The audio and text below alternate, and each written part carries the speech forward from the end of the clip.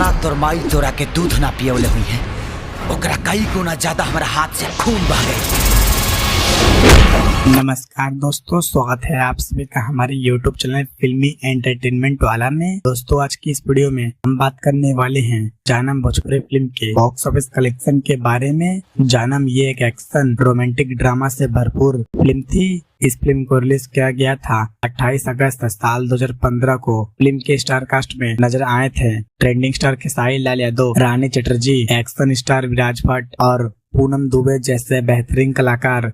Film को produce किया था दुर्गा प्रसाद और अजय कुमार झा ने और इस फिल्म को डायरेक्ट किया था अजय कुमार झा ने। इस फिल्म में म्यूजिक दिया था घुंगरू झा ने। गाने के बोल को लिखा था प्यारे लाल यादव, आजाद सिंह और अरविंद तिवारी ने और इस फिल्म की स्टोरी को लिखा था अरविंद तिवारी ने।